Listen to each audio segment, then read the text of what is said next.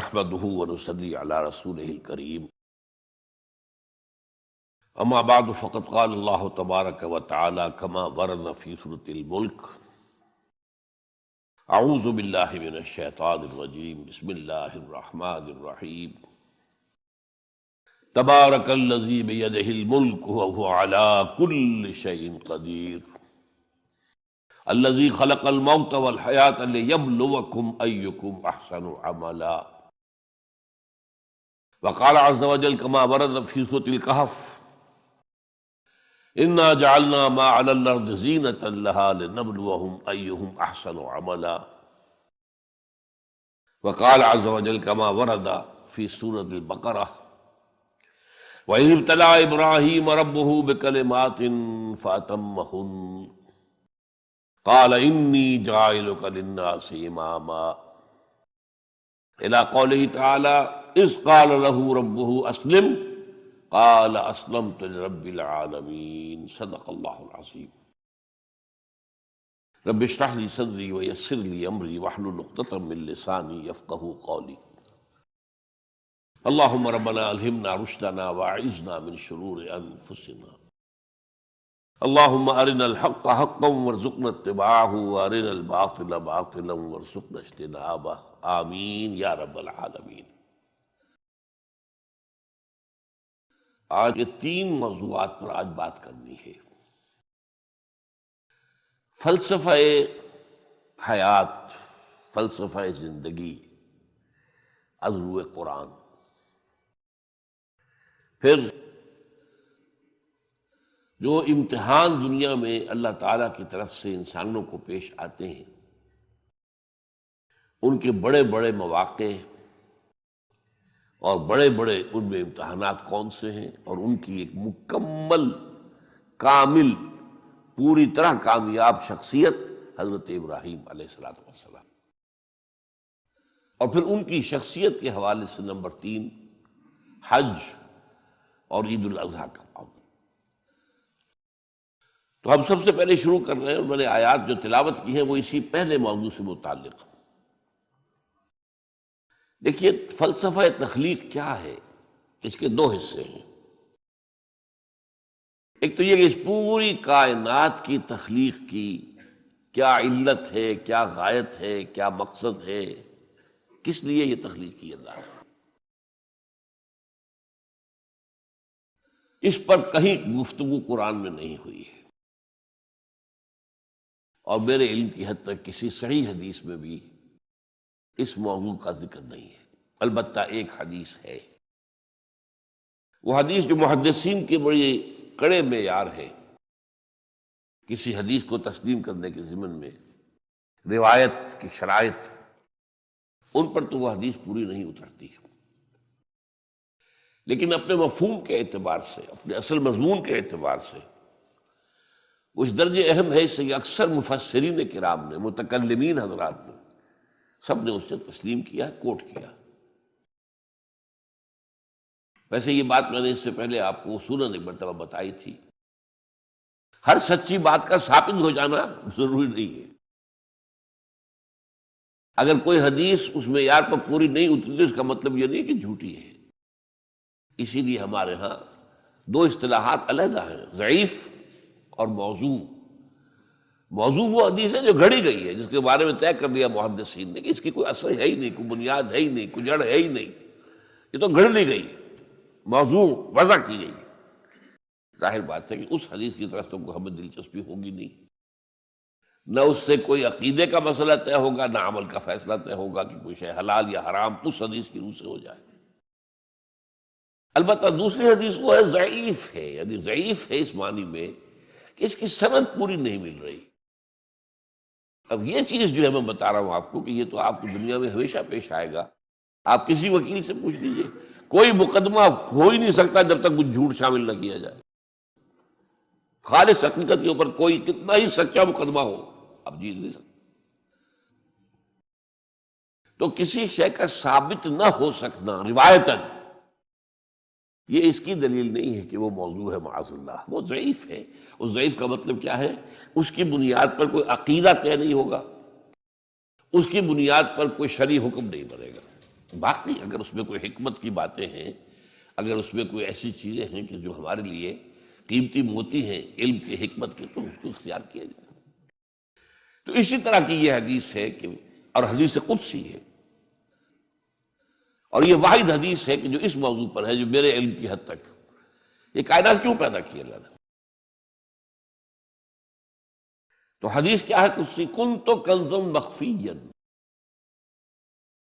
فاحببت ان اعرف فخلقت الخلق۔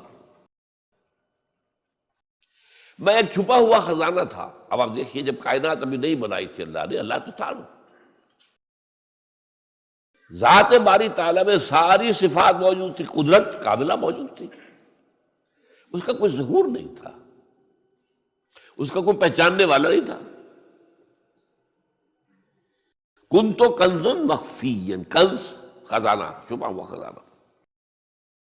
فاحببت ان اعرف، تو میں نے یہ چاہا کہ مجھے پہچانا جائے، مجھے کچھ لوگ پہچاننے والے تو ہوں نا۔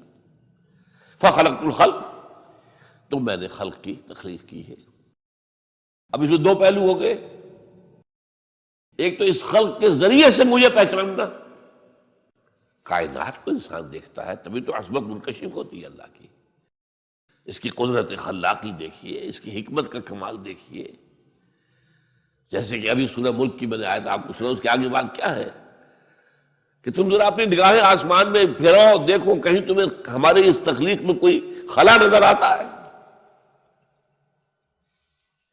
پھر دیکھو، پھر دیکھو، تمہاری نگاہیں تھک ہار کر واپس آ جائیں گی، تمہیں کہیں کوئی خلا نظر نہیں آئے گی۔ اتنی کامل تخلیق۔ تو اگر کامل تخلیق ہے تو کامل تو اللہ کی ذات ہوئی نا، جس نے اس کو پیدا کیا۔ ایک تو اس کائنات سے اللہ کو پہچانا جائے، اور ایک کو پہچاننے والا بھی تو ہونا، وہ ہے آدم۔ اسی لیے تخلیق کا کمال، نقطہ عروج، کلائمیکس آدم، انسان، اس کو عقل دی، اپنی عقل سے دیکھو، پہچانا۔ یہ اصل میں امتحان کا معاملہ ہوا ہے کہ جہاں تک تو ہے تخلیق کلی کا سوال، اس کا تو اس کے سوا کوئی ہمارے پاس کوئی اور جواب ہے ہی نہیں، بس سیدھی سی بات۔ یہ حدیث قدسی کہ کنت کنزا مخفیا فاحببت ان اعرف فخلقت الخلق۔ ہاں، اب اس میں حیات دنیاوی کا مقصد کیا ہے؟ یہ جو انسان کی زندگی ہے، یہ کوئی 30 40 50 60 70 80 برس کی نہیں ہے۔ ہم پچھلے دنوں وہ احادیث پڑھ چکے ہیں، اور وہ آیات قرآن مجید ہیں جن میں کہ انسانی زندگی کے 5 ادوار میں نے گنوا دیے آپ کو۔ پہلی تخلیق ہوئی تھی صرف ارواح کی شکل میں، بدن نہیں تھے، وہ پہلی زندگی تھی ہماری۔ پھر ہمیں سلا دیا گیا، کولڈ سٹوریج میں رکھ دیا گیا، پھر اس دنیا کا سارا نظام مادی بنا، اور اس میں تخلیق آدم ہوئی مٹی سے، تو پھر وہ آدم کی روح پھونکی گئی، یہ دوسرا دور آ گیا۔ اب آدم ہے، روح آدم جمع، جس میں آدم۔ پھر ان پر موت آئی، پھر جلایا جائے گا، اور پھر ہمیشہ کے لیے رہیں گے زندہ۔ تو کیا ہے یہ زندگی آپ کے خیال میں؟ یہ 50 60 70 سال، یہ چھوٹا سا ٹکڑا ہے البتہ۔ اسی کو اقبال کہتا ہے نا، تو اسے پیمانہ امروز و فردا سے نہ ناپ، جاویداں پہم دواں ہر دم جواں ہے زندگی۔ یہ کوئی 25 30 60 70 سال، ان میں سے بھی کیا ہے، کافی بڑا حصہ تو گزر گیا، شعوری نہیں، ابھی فہمی نہیں، سمجھی نہیں، اور ایک خاص عمر کو پہنچنے کے بعد پھر معلوم ہوتا ریورس گیئر لگ گیا کہ لا یعلم من بعد علم شیئا، جو کچھ سیکھا پڑھا تھا وہ بھی گیا، اب تو وہ میموری ہی ختم ہو گئی۔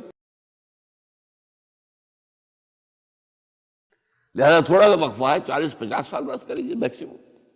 نہیں، انسانی زندگی یہ نہیں ہے۔ تو اسے پیمانہ امروز و فردا سے نہ ناپ، جاویداں پہم دواں ہر دم جواں ہے زندگی۔ اور ایک عجیب مصرع ہے اس شعر کے اندر، اس غزل کے اندر ہے، کبھی جاں اور کبھی تسلیم جاں ہے زندگی۔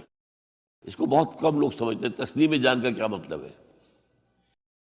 اس وقت تو میری زندگی کیا ہے، میری جان کے حوالے سے زندہ ہوں نا میں، ہے کبھی جان، اور اگر میں اللہ کی راہ میں گردن کٹوا دوں تو جان دے کر جو زندگی ملے گی اس سے جیسے تو اور کوئی زندگی ہو ہی نہیں سکتی۔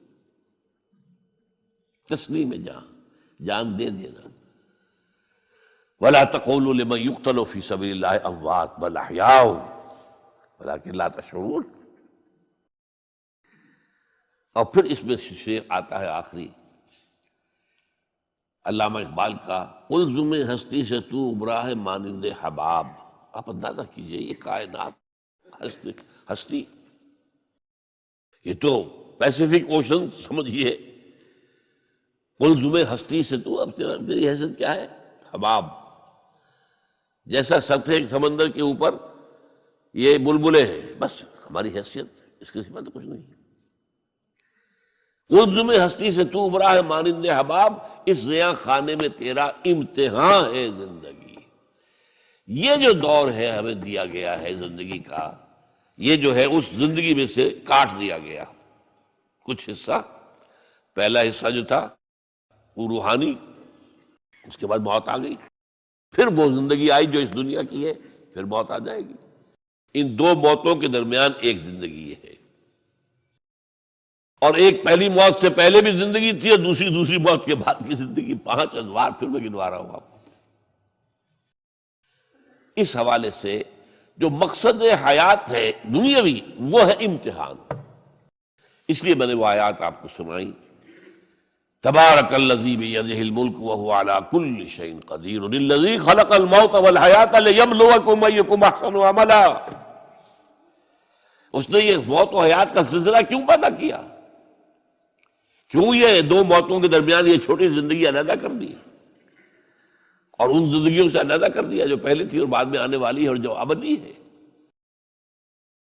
خلق الموت والحیاۃ لیبلوکم ایکم احسن عملا، یہ امتحانی وقفہ ہے تمہارا، وہ تمہیں آزمانا چاہتا ہے۔ بلا یبلو، اسی سے ابتلا کا لفظ بنا ہے، باب افتعال، امتحان لینا ہے، اس کو آزمانا۔ لیبلوکم ایکم احسن عملا، تاکہ اللہ جانچے تمہیں، پرکھے کون ہے تم میں سے اچھے عمل کرنے والے۔ پھر یہی بات جو ہے بہت اور شاندار انداز میں سورہ کہف میں آئی ہے، انا جعلنا ما علی الارض زینۃ لہا لنبلوہم ایہم احسن عملا۔ اس زمین پہ جو کچھ ہم نے بنایا ہے اس کا سنگھار ہے، زینت ہے، کھیتی لہلہا رہی ہے، آپ دیکھیے کاشتکار کا، کسان کا دل جو ہے باغ باغ ہو رہا ہے کہ نہیں؟ اس کی محنت، اس کی بہت بڑا محل آپ نے بنایا، بہت اچھا لگتا ہے آپ کو، وَمَسَاكِنَ تَرْضَوْنَهَا، یہ ساری چیزیں زندگی۔ اور آج آپ کو معلوم ہے جتنا جتنا یہ دجالی زمانہ آ رہا ہے ہم پر، اتنی ہی زندگی زیادہ پرکشش، زیادہ اٹریکٹیو۔ امریکہ میں جا کر دیکھیے آدمی مبہوت ہو جائے گا۔ فرمایا ہم نے اس کو اس کی آزمائش اور زمائش بنا دیا ہے، لنبلوکم ایکم احسن عملا، ہم تمہارا امتحان لینا چاہتے ہیں کہ اس کے حسن کے گرویدہ ہو کر رہ گئے یا نہیں، ہمارے جلال و جمال سے اپنا تعلق قائم کر کے ہمارے طالب بنے، دنیا کے طالب نہیں بنے۔ یہ امتحان ہے۔ رخ روشن کے آگے شمع رکھ کر وہ یہ کہتے ہیں، ادھر جاتا ہے دیکھیں یا ادھر پروانہ آتا ہے، یہ امتحان ہے۔ رخ روشن اللہ کا ہے، اور یہ ایک سراب ہے لیکن ہے بہت کشش والا۔ جہاں بھی آپ جائیں گے ویسٹ میں، آپ دبئی میں جا کر آدمی ہوش و حواس میں قائم نہیں رہتے انسان، تو آپ کے اتنے قریب آ گیا معاملہ۔ پہلے جا کے امریکہ جا کر دیکھنا ہوتا تھا، اب تو یہ لاہور سے 3 گھنٹے کی فلائٹ ہے، اللہ خیر صلی اللہ۔ دیکھیے جا کر کس قدر پرکشش ہے، زندگی کا امتحان کتنا سخت ہو گیا۔ اس لیے کہ ظاہر بات ہے جتنی یہ پرکشش ہوگی اتنی ہی آپ کے گم ہو جانے کا امکان زیادہ ہوگا۔ کافر کی یہ پہچان کہ آفاق میں گم ہے، اور مومن کی یہ پہچان کہ گم اس میں ہے آفاق، وہ دنیا میں رہتا ہے لیکن دنیا سے بالاتر ہو کر رہتا ہے، بازار سے گزرا ہوں خریدار نہیں۔ یہ جو انسانی زندگی کا یہ جو دنیاوی حصہ ہے تو گویا کہ اس کا مقصد کیا ہے وہ واضح ہے، قرآن نے واضح کیا، ابتلا آزمائش، لنبلوکم ایکم احسن عملا۔ اس کام کے لیے ہم نے دنیا کے اندر آرائش بھی پیدا کر دی، زیبائش بھی پیدا کر دی۔ تمہارا امتحان ہے، تم ہم سے لو لگاتے ہو، ہم سے محبت کرتے ہو، والذین آمنوا اشد حبا للہ، یا تمہارے دل پر تسلط ہو جاتا ہے اس دنیا کی اور مال و دولت کی محبت کا، بس تم گئے تو ادھر گئے یا ادھر آئے، either you are with us or against us، دنیا کے ہو گئے تو ہمارے خلاف آواز تو نہ رہے پھر۔ اب اس میں آپ کو گنواتا ہوں یہ امتحانات کڑے کون کون سے امتحان ہیں جن سے انسان گزرتا ہے، جس کا میں نے کہا ہے کامل مرقع ہے حضرت ابراہیم علیہ السلام کی شخصیت، ان کی زندگی۔ سب سے پہلا انسان کا امتحان جو ہے اس کے عقل کا، شعور کا، اس کے فہم کا، اس کی فطرت کا،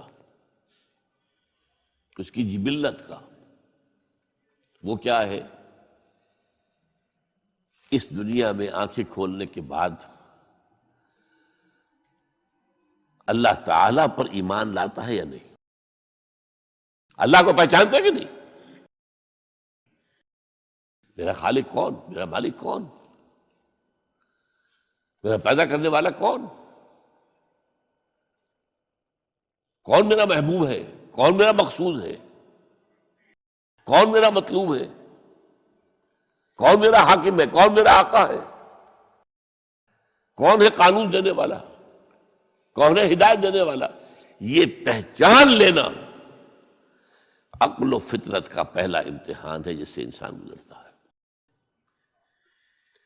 اور ظاہر بات یہ امتحان جتنا کسی ماحول میں گمراہی، شرک، کفر کے تہ برتہ اندھیرے ہوں گے اتنا ہی امتحان سخت ہوگا۔ آپ مسلمانوں کے ماحول میں رہ رہے ہیں تو ٹھیک ہے، مسلمان بھی اب دنیا پرست بن گئے ہیں، یا جو بھی آپ کہیں، حقیقی مسلمان تو دیکھنے کو نہیں ملتا، پھر بھی بہرحال اسلام تو ہے نا یہاں۔ کسی نہ کسی دیکھ کو تو چیز کو تو اللہ یاد آ جاتا ہے، کبھی نہ کبھی تو کسی کی بات ہی دل میں اتر جاتی ہے۔ کوئی اللہ کا بندہ جو ہے خلوص و اخلاص سے کہتا ہے بات اور وہ آپ کے دل میں اتر گئی۔ آپ ایسے معاشرے کا تصور کیجیے جہاں سرے سے ہدایت ہے ہی نہیں،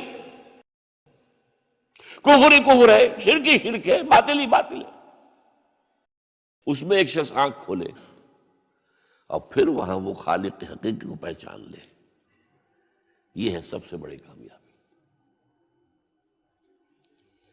آپ کو معلوم ہے قرآن مجید میں سورہ انعام میں پورا قصہ بیان ہوا ہے۔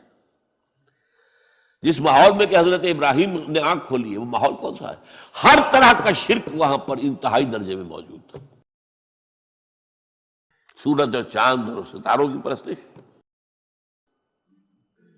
بتوں کی پرستش، اور سیاسی شرک۔ بادشاہ کہتا تھا میں خدا ہوں، نمرود جو دعویٰ تھا فرعون کا وہی اس کا تھا۔ کہیں سے کوئی توحید، کوئی اللہ کی بات، کوئی نیکی کی بات، کہیں کوئی روشنی، کوئی کرن اس معاشرے میں تھی؟ اس معاشرے میں خالص اللہ نے جو فطرت سلیمہ عطا کی تھی اور جو عقل سلیم عطا کیا تھا، اس کی روشنی میں سفر کرتے ہوئے ان تمام معبودوں کا انکار کر کے انی وجہت وجہی للذی فطر السماوات والارض حنیفا وانا من المشرکین، میں تمہارے ان معبودوں کو نہیں مانتا، میں ان کی نفی کرتا ہوں، ان سب کا باغی ہوں، یہ سب گمراہی ہے۔ میں نے اپنا رخ کر لیا ہے ہر طرف سے یکسو ہو کر اس ہستی کی طرف جو آسمان اور زمین کی خالق ہے۔ سورج کا بنانے والا، میں سورج کو نہیں پوچھتا، سورج کے بنانے والے کو پوچھتا ہوں۔ میں چاند کا پجاری نہیں ہوں، چاند کے خالق کا پجاری ہوں۔ یہ ستاروں کا میں پجاری نہیں ہوں، ستاروں کے پیدا کرنے والوں کا، والے کا میں پجاری ہوں۔ کائنات کا نہیں ہوں، کائنات کے خالق کا۔ انی وجہت وجہی للذی فطر السماوات والارض حنیفا وما انا من المشرکین۔ یہ پہلا امتحان ہے۔ دیکھیے اپنے اوپر قیاس نہ کیجیے، آپ کو جو اللہ نے پیدا کیا مسلمانوں کے گھر میں، آپ کے ایک کان میں پیدا ہوتے ہی اذان کہہ دی گئی، دوسرے میں اقامت کہہ دی گئی، آخر کہیں نہ کہیں تو کوئی اثر اس کا ہوتا ہوگا نا، تبھی تو، ورنہ یہ بے مقصد تو کام نہیں ہے۔ اگر حضور سے مسنون ہے یہ، کیا پتہ ہمارے تحت الشعور کی کون سی ٹیپ جو ہے وہ اس وقت چل رہی ہو اور اس کے اوپر جو ہے یہ نقش ہو گئے، کچھ نہیں کہہ سکتے۔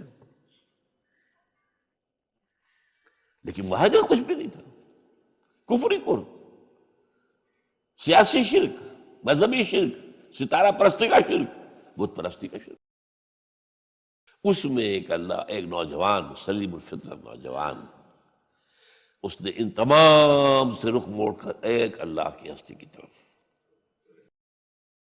اب آپ سوچئے دوسرا امتحان آتا ہے، اب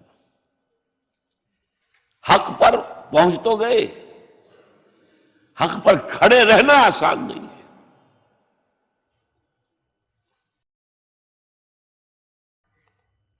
اس کے لیے امتحانات آئیں گے، آزمایا جائے گا۔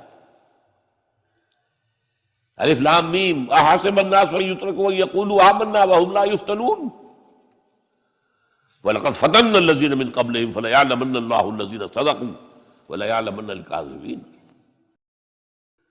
ہم تو آزماتے ہیں، پھر تم نے کہہ تو دیا ربی اللہ، اچھا آپ دیکھتے ہیں، تمہیں جانچیں گے، پرکھیں گے، امتحان لیں گے تمہارا۔ وہ امتحان کیا تھا؟ اسی کو کہا نا سورۃ میں حامیم سجدہ، ان الذین قالوا ربنا اللہ ثم استقاموا، بے شک وہ لوگ جنہوں نے کہا ہمارا رب اللہ ہے اور پھر جم گئے۔ یہ جم جانا جو ہے اس استقامت میں قیامت مضمر ہے۔ سب سے پہلے گھر میں جنگ ہوئی، باپ کہتا ہے ابراہیم کیا اراغب انت عن آلہتی یا ابراہیم، اے ابراہیم یہ کیا، تم میرے آلہہ، میرے جو معبود ہیں ان سے تم نے روگردانی کر دی ہے۔ اور ابراہیم سمجھا رہے ہیں، یا ابت، ابا جان، انی قد جانی من العلم ما لم یاتک فاتبعنی اہدک صراطا سویا۔ ابا جان میرے پاس وہ علم آیا ہے جو آپ کے پاس نہیں آیا، مجھے اللہ نے وحی کے ذریعے سے ہدایت کاملہ عطا کر دی ہے، تو آپ کو میری پیروی کرنی پڑے گی۔ دیکھیے بات الٹی ہو رہی ہے، وہ باپ ہے، تم بیٹے ہو، وہ کہہ سکتا ہے میں نے اپنے یہ بال دھوپ میں سفید کیے، تم کل کے بچے، آج تم مجھ سے مانگ رہے ہو، مطالبہ کر رہے ہو، دلیل پہلے دے دی ہے۔ یا ابت انی قد جانی من العلم ما لم یاتک، وہ علم کا وہ شعبہ آپ کے پاس ہے ہی نہیں جو اللہ نے مجھے وحی کے ذریعے سے دے دیا ہے، لہٰذا آپ کو میری پیروی کرنی ہوگی۔ یا ابت لا تعبد الشیطان، ابا جان دیکھیں شیطان کی پیروی نہ کیجیے، انہ کان للرحمن عصیا، وہ تو رحمان کا بڑا گنہگار تھا، سرکش تھا، باغی تھا۔ یا ابت انی اخاف ان یمسک عذاب من الرحمن فتکون للشیطان ولیا، ابا جان مجھے بڑا اندیشہ ہے کہ آپ کہیں اللہ کی نگاہ میں شیطان کے ساتھیوں میں شمار نہ ہو جائیں اور پھر آپ پر اللہ کا عذاب نہ آ جائے۔ لیکن جواب کیا دیا باپ نے؟ اراغب انت عن آلہتی یا ابراہیم لئن لم تنتہ لارجمنک واہجرنی ملیا، اے ابراہیم میرے آلہہ، میرے معبودوں سے روگردانی کر رہا ہے، باز نہیں آؤ گے سنسار کر دوں گا، پتھر مار مار کے ہلاک کر دوں گا، اور نکل جاؤ، دفع ہو جاؤ میری نگاہوں کے سامنے سے۔ وہ فطرت سلیمہ کا حامل نوجوان کیا کہتا ہے؟ قال سلام علیک، اچھا ابا جان آپ پر سلامتی ہو، میں قال سلام علیک، میں جاتا ہوں، گھر چھوڑ کے جا رہا ہوں، لیکن میں اپنے رب سے آپ کے لیے دعا کروں گا کہ وہ آپ کو ہدایت دے، وہ مجھ پر بڑا مہربان ہے، مجھے امید ہے کہ وہ میری اس دعا کو رد نہیں کرے۔ اب اس سے ذرا آگے بات بڑھی، ابراہیم سوچتے ہیں کہ ان لوگوں کے اوپر کوئی تیشہ زوردار مارنا ہوگا، یہ جاگنے کو تیار نہیں ہے، میں ان سے کہتا ہوں تو ہاں کہتے ہیں ہاں ٹھیک تو کہہ رہے ہو تم، لیکن نہیں بھائی یہ ہمارے آباء و اجداد کا دین ہے، اس پہ چلے آ رہے ہیں، کیسے چھوڑ دیں ہم؟ بات تو تمہاری ٹھیک لگتی ہے ابراہیم، تم بات تو صحیح کر رہے ہو، لیکن سورہ عنکبوت میں فرمایا مودۃ بینکم فی الحیات الدنیا، حضرت ابراہیم نے کہا تم اپنے دنیا کی زندگی کی محبتوں کی وجہ سے جکڑے ہوئے ہو، ورنہ تمہیں معلوم ہے میں نے کھول دیا تم پر کہ یہ سب بکواس ہے، یہ تمہارے عقائد جو ہیں بے بنیاد ہے، لیکن دنیاوی محبتیں یہ تعلق جو ہے تمہیں کھڑا کیے ہوئے ہے۔ جب انہوں نے دیکھا کہ ان پر، وہ اقبال کا شعر ہے کہ پھول کی پتی سے کٹ سکتا ہے ہیرے کا جگر، مرد ناداں پر کلام نرم و نازک بے اثر،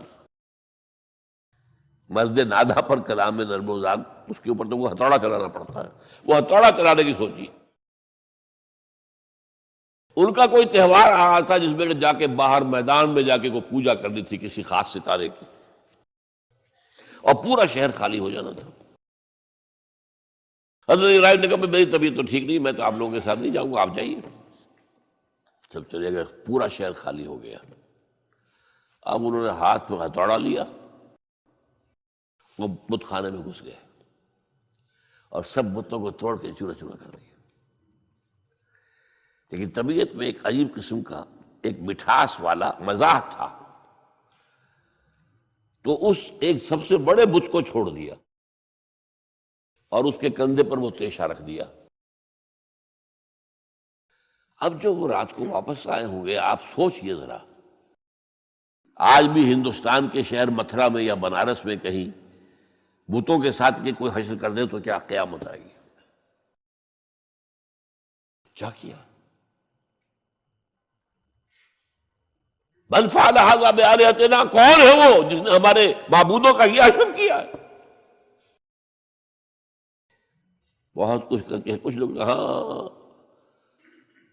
ہم سنتے تھے ایک نوجوان جو ہے وہ کچھ ان کا ذکر کیا کرتا تھا ان بتوں کا کہ ان میں کچھ نہیں ہے، کچھ نہیں ہے، کچھ باغیانہ خیالات کا اظہار کیا کرتا تھا وہ ابراہیم۔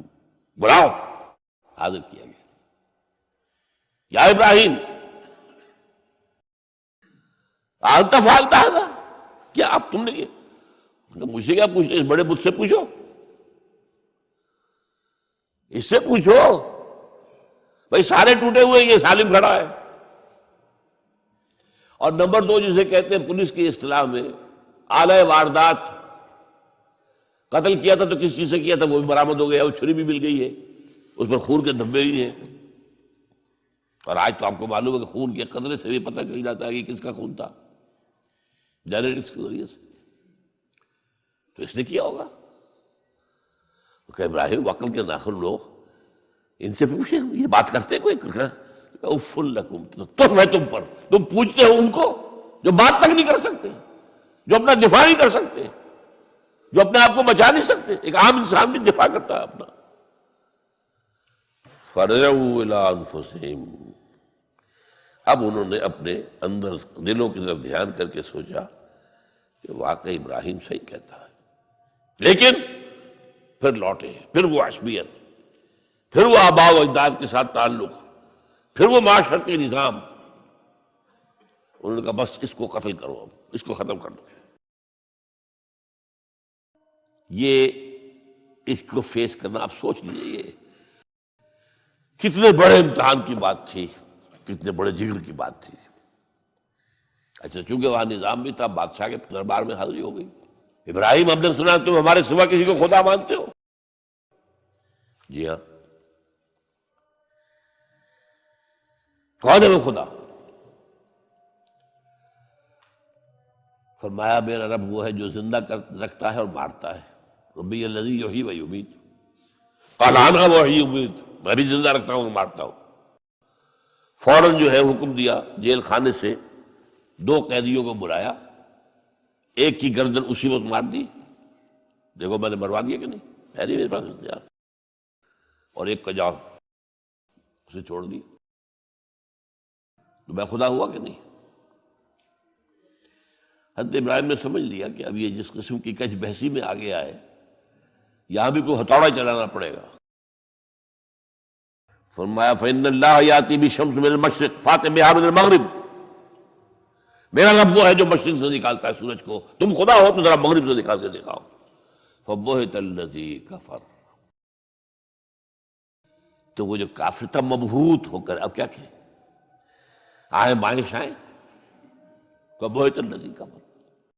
لیکن میں یہاں پہ جو زور دے رہا ہوں، آپ اس ہمت، اس قوت ارادی کا اندازہ کیجئے کہ جو ایک بڑے زبردست بادشاہ کے میں سامنے کھڑے ہو کر یہ بات کر رہا ہے اور ڈٹ کر کر رہا ہے، آنکھوں میں آنکھیں ڈال کر رہا ہے۔ ان الذین قالوا ربنا اللہ ثم استقاموا تتنزل علیہم الملائکۃ الا تخافوا ولا تحزنوا وابشروا بالجنۃ التی کنتم توعدون۔ یہ کیفیت تو پہلا امتحان تو ہے ان مادی غلافوں میں لپٹے ہوئے ہونے کے باوجود حق کو پہچان لینا، اس مادی کائنات میں گم نہ ہو جانا، اس سے ماورا، اس سے بلندتر ہو کر اس ہستی کو پہچاننا جس نے اس کو پیدا کیا۔ انی وجہت وجہی للذی فطر السماوات والارض حنیفا وما انا من المشرکین، پھر اس پر قائم رہنا اور بڑے سے بڑا رزق لینا۔ آپ نے گھر سے نکال دیا، ٹھیک ہے چل جا رہا ہوں۔ قال السلام علیک ساستغفر لک ربی انہ کان بی حفیہ۔ موت کو فیس کیا ہے تو اس طرح کیا ہے، اور کیسا جواب دیا ہو، کیسا، میں نے کہا ایک مذاق کا انداز تھا ان کے عمل میں کہ اس سے پوچھو، ایک صحیح سالم کھڑا باقی ٹوٹے ہوئے، تو کرنے والا یہ سرکمسٹانشل ایویڈنس کیا ہوتا ہو۔ آج بھی آپ کے ہاں مقدمات کے اندر ایک سرکمسٹانشل ایویڈنس بھی تو ہوتا ہے نا، حالات، قرائن کی کیا گواہی ہے۔ تو وہ سالم میں باقی سب ٹوٹے ہوئے ہیں، دوسرے یہ کہ آلہ جو ہے اس کے پاس سے برآمد ہو رہا ہے، اس کے کندھے پر رکھا ہوا، اور پھر یہ کہ بادشاہ کے دربار میں جا کر جس طرح اس کی انکار کیا ہے اس کی خدائی کا، ان کا ٹھیک ہے اس کو تو اب زندہ آگ میں ڈالو اور یہ گر جائے، ختم کر دو اس کو، بسم کر دو۔ اچھا، اس کے لیے تیاریاں کی گئی ہیں، سورہ صافات میں اس کا ذکر موجود ہے۔ تو اب حضرت ابراہیم دیکھ رہے ہیں کہ میرے لیے آگ کا الاؤ تیار ہو رہا ہے بہت بڑا، ایک اوپر مچان بنائی گئی ہے جہاں سے کہ ان کو پھینکنا ہے آگ میں، سب ہو رہا ہے۔ وہ سب یہ کس لیے کر رہے تھے؟ یہ نوجوان پہ ہوش ٹھکانے آ جائیں گے جب آگ دیکھے گا سامنے۔ ابھی تو کوئی آیا نہیں نا امتحان اس پر، اسی لیے قرآن میں آیا ہے کہ ہم نے ان کو ناکام کر دیا جنہوں نے کہ یہ آزمائش ڈالی تھی۔ حضرت ابراہیم کود گئے، اقبال کہتا ہے بے خطر کود پڑا آتش نمرود میں عشق، عقل ہے محو تماشائے لبے بام ابھی۔ دیکھیے یہ دو عقلیں ہیں، یہ سمجھ لیجیے۔ ایک عقل وہ ہے جو پہچان لے، ایک عقل وہ ہے جو آگے چلنے سے روکے۔ دیکھو جواب ٹھیک نہیں، تمہارا کیا کر رہے ہو، اپنی جان سے کھیل رہے ہو، جان سے چلے جاؤ گے۔ تو عقل جو ہے ایک معنی میں وہ حقیقت کو پہچاننے میں مددگار ہے، اگرچہ منزل تک نہیں پہنچا سکتی۔ گزر جا عقل سے آگے کہ یہ نور چراغ راہ ہے، منزل نہیں ہے۔ پاس چراغ رکھا ہے تو روشنی تو ہو جائے گی نا، کچھ نہ کچھ دکھا دے گی، بس یہ چراغ راہ ہے، یہ آخری منزل تک عقل نہیں پہچان سکتی۔ یہ تو فطرت انسانی ہے، قلب ہے، روح انسانی ہے، وہ پہچانتی ہے۔ اور عقل گو آستان سے دور نہیں، اس کی قسمت میں پر حضور نہیں، حاضری نہیں ہوتی وہاں۔ اللہ تک پہنچانے والی شے عشق ہے، اللہ کی محبت ہے۔ آگے چلنے سے تو عقل روکتی۔ عقل کا لفظ جو ہے وہ اس سے پہلے یقیناً کئی مرتبہ میں نے یہاں پہ بیان کیا ہوگا۔ عقل کے معنی ہے روکنے والی۔ یہ جو سعودیز جو ہے وہ اپنے سروں کے اوپر ایک باندھتے ہیں، کوئی سنہری رنگ کا ہوتا ہے، کچھ ہوتا ہے اس اوپر رومال کے اوپر، اس کو اقال کہتے ہیں، اقال۔ یہ ان کی پرانی بدویانہ، جب ان کو کھانے پینے کو بھی نہیں ملتا تھا، بھوکے پیاسے ننگے پاؤں ننگے بدن رہتے تھے، اس وقت سے ایک رواج ہے۔ ان کی ساری زندگی جو ہے گھومتی تھی اونٹ کے گرد، اونٹی کا گوشت کھا لینا ہے، اونٹی کا دودھ پی لینا ہے، اونٹ کے اوپر سواری کر لینی ہے، اونٹ کی کھال سے جو ہے وہ خیمے بنا لینے ہیں، اونٹ کے بالوں سے اپنے لیے کوئی کمبل بنا، اونٹ ہی اونٹ تھا۔ جیسے ہمارے یہاں پنجاب میں جن علاقوں کو کہا جاتا ہے جو جانگلی علاقہ، وہ بھینس ہی بھینس تھی، بھینس کا کلچر تھا وہاں، بھینس کا دودھ پی لیا، بھینس کے مکھن سے کھا لیا، لسی سے نہا لیے، اور یہ ساری چیزیں جو ہے بھینس کا گوشت کھا لیا، بھینس ہی بھینس تھی۔ اور کیا تھا؟ یہ مجھ کلچر تھا یہاں کا سارا، یہ جو آپ کے ہاں جانگلی کہلاتے ہیں۔ یہ تو آباد کار آئے ہیں جلندھر سے، ہوشیارپور سے، گرداسپور سے، وہ آباد کاروں نے آ کے پھر یہاں پر جو ہے وہ ساری چیزیں بتائی ہیں، ورنہ یار کس کو جانتے، گڑ کی نہیں جانتے، گڑ کس بلا کا نام نہیں جانتے، چینی تو بہت دور کی بات ہے، گڑ نہیں جانتے۔ تو ان کا یار کیا معاملہ تھا؟ اونٹ ہے۔ اب اونٹ کا یہ ہے کہ جب بدو سواری کر کے جا رہا ہے، ایک جگہ پر اترا ہے، اسے پیشاب کرنا ہے، کچھ اور کرنا ہے، اب اس خطرے سے کہ کہیں اونٹ بھاگ نہ جائے، اس کے ایک گھٹنے کو ایک رسی سے باندھ دیتا تھا۔ اب 3 پاؤں رہ گئے، 3 پاؤں سے اچک تو سکتا ہے، وہ بھاگ تو نہیں سکتا، تو اچک کر وہ اگر کہیں کوئی آس پاس درخت ہے، کیکر کا درخت ہے، تو وہ ناشتہ کچھ کر لے، کھا لے، کوئی حرج نہیں ہے، ایک بھاگے نا۔ تو وہ جو رسی جس سے اونٹ باندھتے تھے، اس کا گھٹنا، وہ اب کیا ہوا، اب اسے جانا ہے سفر پر دوبارہ، وہ جائے گا، وہ رسی وہاں سے کھول کے سر پہ باندھ لے گا، کاٹ کے رسی کو۔ یہ اقال، اب وہ سنہری بھی ہوتے ہیں، کیا کیا خوبصورت ہوتے ہیں، لاکھوں روپے کا ہوتا ہے، لیکن تہذیبی پس منظر اس کا یہ ہے۔ اب ظاہر بات ہے کہ وہ تو لوگ، اس لیے حدیث میں یہ لفظ آیا ہے۔ ایک مرتبہ حضور مسجد نبی میں تشریف فرما تھے، باہر کوئی بدو آئے صحابی باہر سے، اور انہوں نے اپنے اونٹ کا یا اونٹنی کا گھٹنا نہیں باندھا، اسے ویسے ہی چھوڑ کے اندر آ گئے۔ حضور نے فرمایا تم نے اس کا گھٹنا کیوں نہیں باندھا؟ جواب دیا میں نے اللہ پر توکل کیا۔ فرمایا غلط، اعقلھا ثم توکل، پہلے اس کا گھٹنا باندھو پھر توکل کرو۔ وسائل کا استعمال ترک کر دینا توکل نہیں ہے۔ ہاں یہ سمجھو کہ وسائل کے ذریعے سے نہیں ہوگا، جو بھی کچھ ہوگا اللہ کی کیے سے ہوگا، لیکن وسائل کا استعمال تو کرنا ہے۔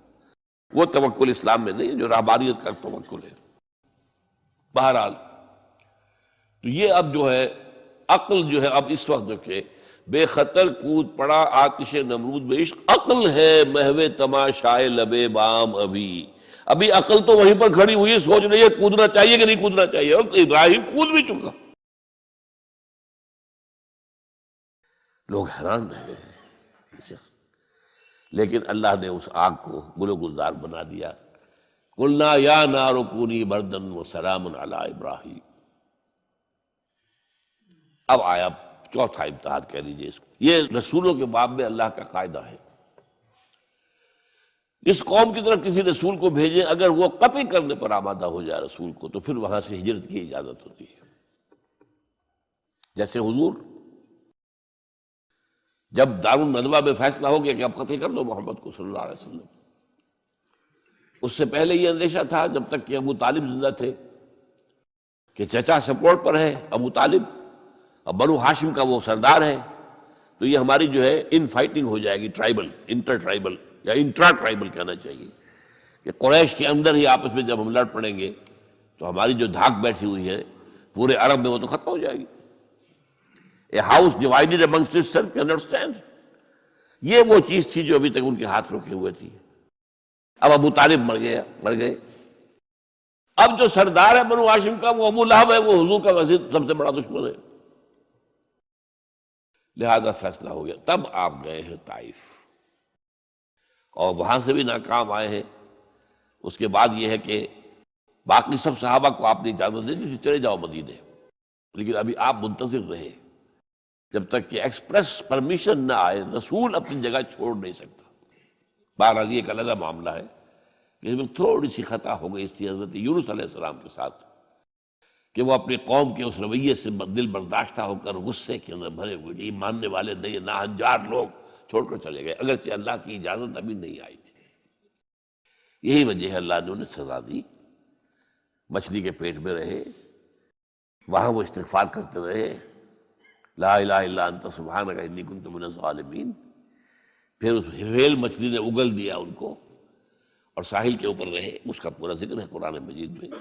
بہرحال تو یہ اب معاملہ آ گیا وطن کو چھوڑنے کا، لہذا ہجرت کی۔ اب ان قال انی ذاہب الی ربی سیہدین، ٹھیک ہے تم لوگوں کا حال یہ ہے، میں نے تمہیں ہر طرح سمجھایا، نرم بھی سمجھایا، گرم بھی سمجھایا، تمہارے اوپر ہتھوڑے بھی برسائے اور پھول بھی برسائے، تم کسی طرح ماننے والے نہیں ہو، اب تم میری جان کے دشمن بن گئے ہو، تو ٹھیک ہے پھر میں جاتا ہوں۔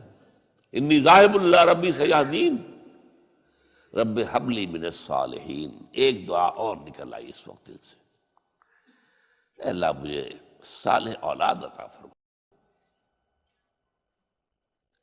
80 برس سے تجاوز ہو چکی تھی عمر،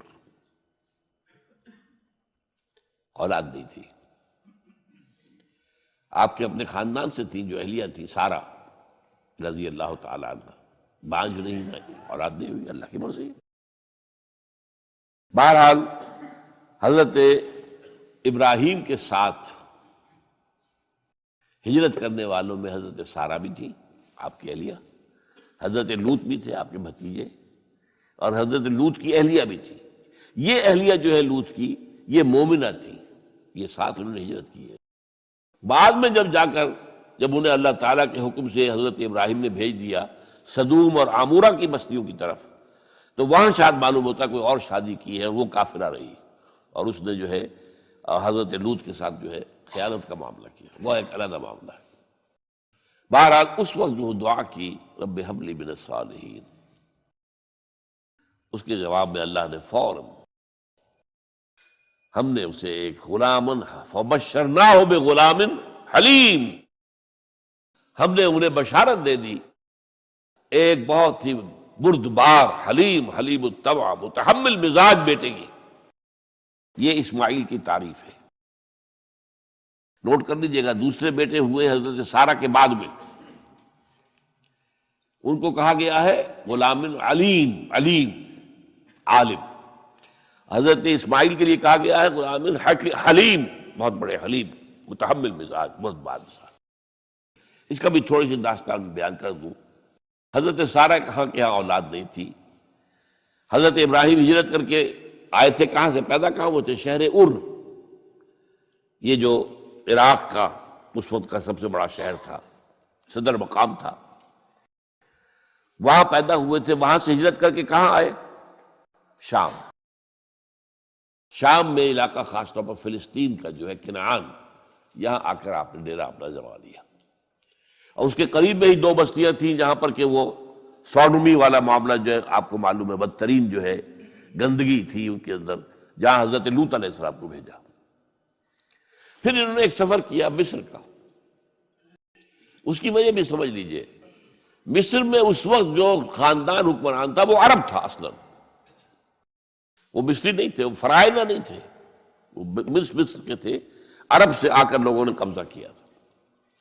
تو حضرت ابراہیم وہاں گئے، وہاں ان کی بڑی پذیرائی ہوئی۔ ایک حادثہ سا بھی ہوا کہ یہ اندیشہ تھا کہ کہیں حضرت سارہ بہت خوبصورت تھی، تو کوئی بادشاہ جو ہے، وہ بادشاہوں کے اپنے انداز ہوتے ہیں، تو کوئی جو ہے کوئی غلط حرکت نہ کرے۔ تو کہا کہ سارہ سے کہا کہ میں جب یہ مجھ سے پوچھے گا یہ کون ہے تو میں کہہ دوں گا میری بہن ہے، نہیں میں کہوں بیوی تو پھر تو وہ کہے گا ٹھیک ہے پھر یہ اب میں لیتا ہوں اس کو، بہن ہے۔ بہرحال اس میں جو بھی ہوا، اللہ تعالیٰ نے حضرت سارہ کی عزت بھی بچائی۔ وہ معجزہ دیکھا حضرت ابراہیم کی طرف سے جو اللہ نے پیش کیا، جیسے حضرت سارہ کو مصر کے بادشاہ کی اس غلط نیت سے بچائے رکھا۔ پھر اس شخص نے جو ہے اپنی بیٹی ہاجرہ یہ خدمت میں پیش کی۔ یہ ہاجرہ کنیز نہیں تھی، یہ اصل میں یہودیوں نے مشہور کر دیا ہے۔ یہودی کہتے ہیں کہ اصل بیوی تو تھی حضرت سارہ، اور سارہ کے ہاں اولاد بعد میں ہوئی ہے، وہ ہے اسحاق کے بیٹے ہیں یعقوب کی اولاد ہم ہیں، تو اصل تو ابراہیم کی اولاد ہم ہیں۔ ہاجرہ جو ہے تو کنیز تھی، لوڈی تھی، لہذا اس کی وہ عزت ہی نہیں، اسماعیل کی تو وہ عزت ہی نہیں، اسماعیل کا وہ مقام ہی نہیں۔ یہ یہودیوں کا قول ہے، لیکن وہ اصل میں کنیز نہیں تھی، وہ بیٹی تھی، شہزادی تھی، بلکہ تاریخ نے اپنے آپ کو پھر دہرایا ہے کئی ہزار سال بعد۔ حضور نے صلح حدیبیہ کے بعد جب خطوط لکھے ہیں دعوتی بادشاہوں کے نام، شہنشاہ ایران، شہنشاہ روم، مقوقس مصر، نجاشی حبشہ، خطوط لکھے، تو مقوقس جو ایک طرح کا بادشاہ تھا، پیٹریارک تھا، جو الیگزینڈریا کا، اس نے اکرام کیا حضور کے جو سفیر تھا، ان کا بڑی عزت کی، احترام کیا، اور پھر حضور کی خدمت میں دو جو ہے خواتین کو بھی بھیجا۔ اب اس زمانے میں یہی رواج دنیا کے اندر چلتے تھے، اور یہ گھوڑا بھیجا، دلدل، وہ جو حضور صلی اللہ علیہ وسلم کا بہترین گھوڑا تھا، تو انہی میں سے ایک کنیز جو ہے ان سے حضور نے نکاح کیا، ماریہ قبطیہ، اور ماریہ قبطیہ سے اللہ نے اولاد دی حضور کو عمر کے آخری درجے میں، حضرت ابراہیم نام رکھا ان کا۔ نوٹ کیجیے، سائیکل مکمل ہو رہا ہے۔ ابراہیم گئے تھے مصر، وہاں سے ہاجرہ آئی، اور اس سے اسماعیل ہوئے، اسماعیل سے یہ ساری نسل چلی، محمد پیدا ہوئے، محمد کے نکاح میں پھر مصر سے آئی ہوئی ایک خاتون آئی ہے ماریہ قبطیہ، ان سے جو پیدا ہوئے ان کا نام ابراہیم رکھا۔ تو یہ گویا کہ یہ ایک عجیب سائیکل ہے۔ بہرحال لیکن جب حضرت سارہ نے دیکھا کہ میرے ہاں تو اولاد نہیں ہو رہی، تو حضرت ابراہیم سے کہا کہ میں آپ ہاجرہ کے ساتھ آپ جو ہے زر و شوقت معاملہ قائم کر لیجئے، تو اللہ آپ کو ان کے ذریعے سے اولاد دے دے، مجھے تو امید نہیں ہے کہ میرے ہاں اولاد ہو۔ تو اس پر حضرت ابراہیم نے ان کے ساتھ وہ رشتہ قائم کیا، اور اللہ نے اسماعیل جیسا بیٹا دے دیا۔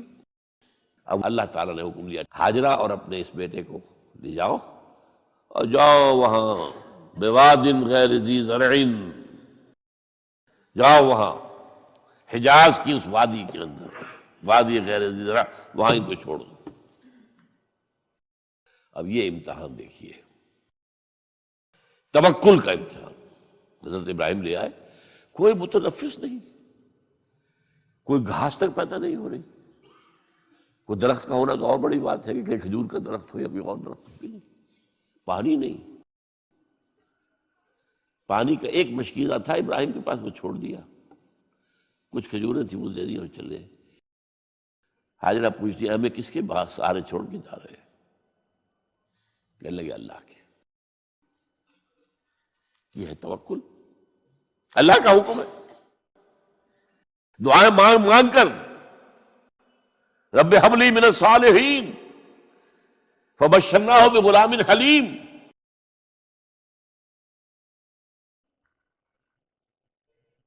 اب وہ بچہ آتے رہتے تھے، چکر لگاتے تھے۔ فلما بلغ معه السعی، جب وہ بچہ اسماعیل ان کے ساتھ بھاگنے دوڑنے کے قابل ہو گیا،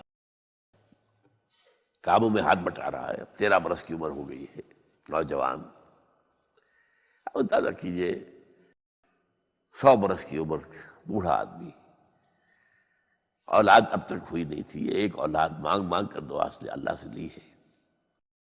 اب آخری امتحانات، اس سے آگے کوئی امتحان نہیں ہے۔ اس بوڑھے شخص کی نخل تمنا ہری ہو رہی تھی اپنے بیٹے کو دیکھ کر۔ فلما بلغ معه السعی قال یا بنی انی اری فی المنام انی اذبحک فانظر ماذا تری۔ کہتے ہیں حضرت ابراہیم بیٹے،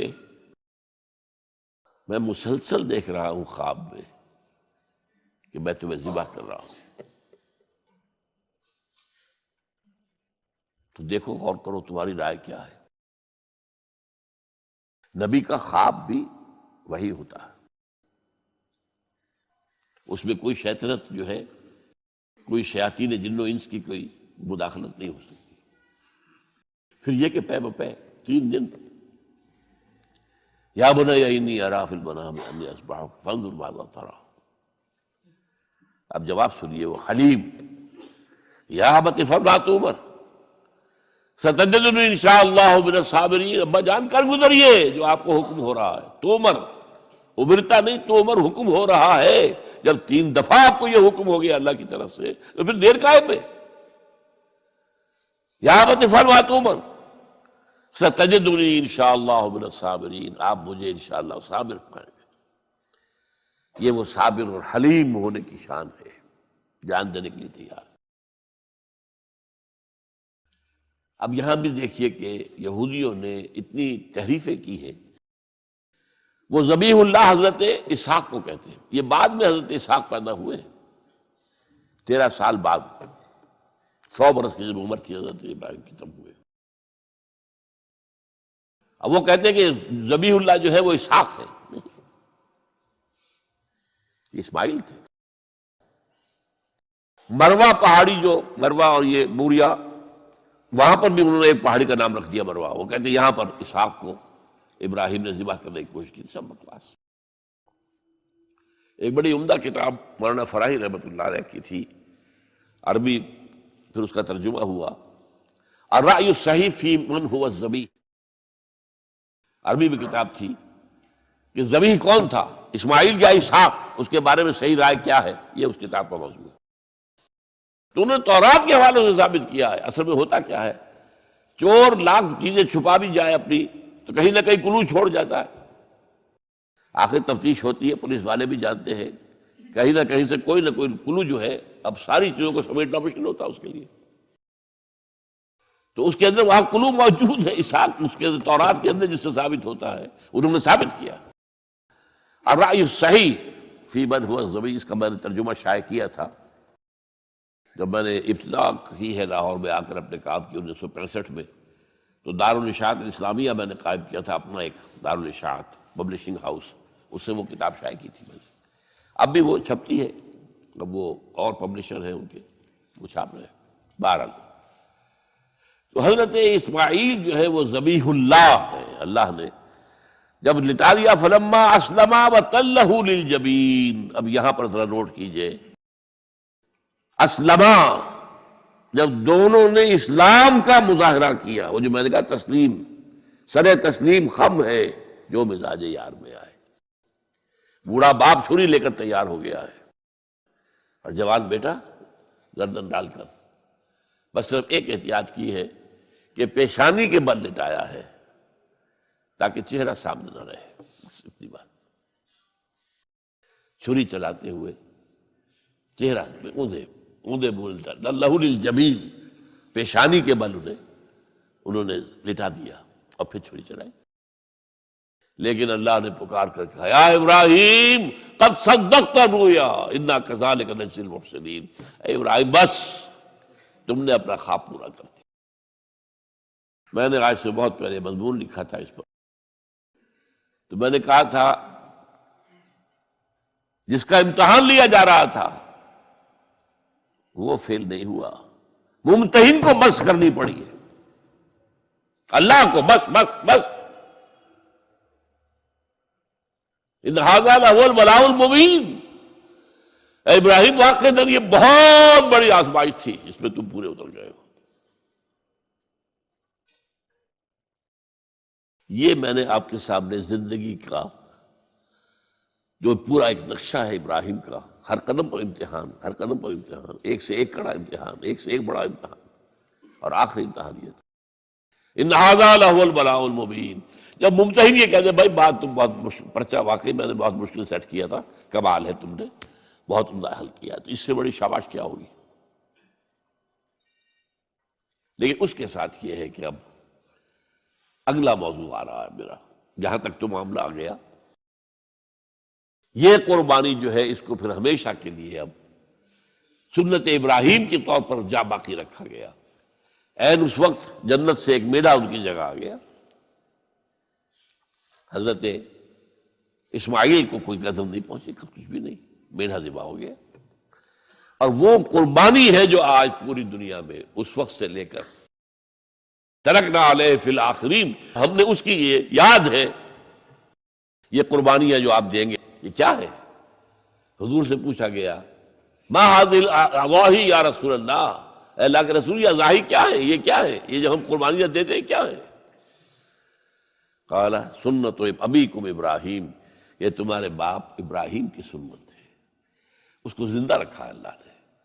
ان کے اس امتحان کی کامیابی کو اس کا جشن منایا جا رہا ہے. ہر سال لاکھوں کا کروڑوں جانور جو ہے اللہ کے نام پر ذبح ہو رہے ہیں. یہ وہ اسماعیل کی قربانی کا جو ہے یہ جشن ہے جو منایا جا رہا ہے. البتہ یہاں میں ایک بات کہہ دوں، علامہ اقبال نے ایک شعر میں شاعرانہ ایک ہوتا نا تصور، ایک اس میں ایک بات کہی ہے جو میرے خیال میں مناسب نہیں ہے. شعر تو بہت اچھا ہے. غریب و سادہ و عجیب، غریب و سادہ و رنگی ہے داستان حرم، نہایت اس کی حسین ابتدا ہے اسماعیل.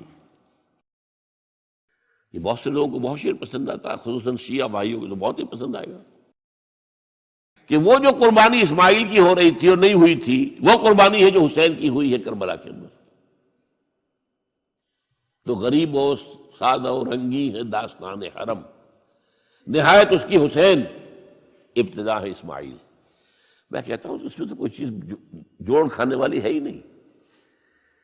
اسماعیل کو ذبح کرنے والے کون تھے؟ رسول، امام الناس، خلیل اللہ، ابو الانبیاء. اور حسین کو ذبح کرنے والے کوفی، یزیدی، زیادی.